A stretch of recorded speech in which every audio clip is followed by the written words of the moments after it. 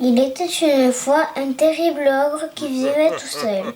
Ce qu'il aimait le plus au monde, c'était manger les petits enfants.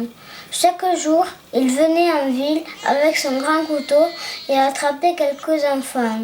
L'ogre, affamé et en colère, grognait. « Crac et croc, si maintenant je rencontre quelques enfants, je les dévore à belles dents. » Loin de là, El cultivateur et sa fille Zeralda n'avaient jamais entendu parler de cet ogre.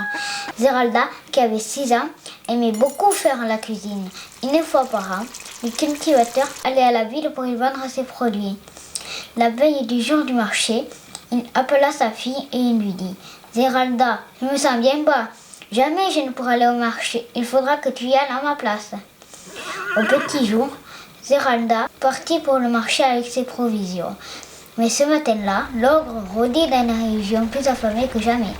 Il se cachait pour l'attendre. « Ah, voilà enfin un petit déjeuner !» Au moment de sauter sur elle, il glissa et tomba lourdement sur le chemin. « Oh, pauvre homme !» s'écria Zeralda. « Grrr, j'ai tellement faim !» gémissait l'ogre.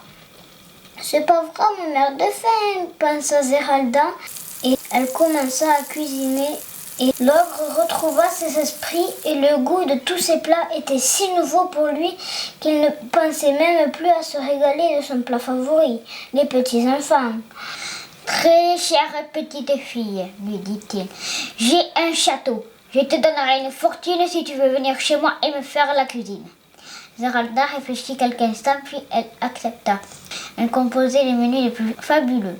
Choucroute garnie, pâté en croûte, côtelettes sur lit d'aspic truffé, pompano Sarah Bernard, sauce raspoutine, dinde de jeune fille, croque-fillette sur délices des ogres.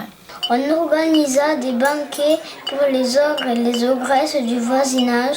Délicieux, extraordinaire, tout simplement divin. Maintenant, il n'avait plus envie de dévorer des enfants. Et comme il n'avait plus de danger, les villageois recommencèrent à vivre comme autrefois. Les années passèrent. Zeralda devint une belle jeune fille. Ils devinrent amoureux et se marièrent et eurent un grand nombre d'enfants. On peut donc penser que leur vie fut heureuse jusqu'au bout.